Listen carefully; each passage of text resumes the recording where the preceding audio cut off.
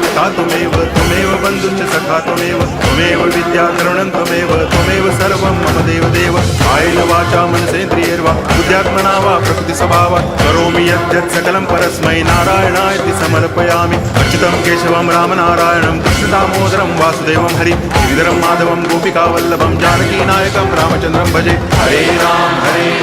Ram Ram Hare Hare Hare Krishna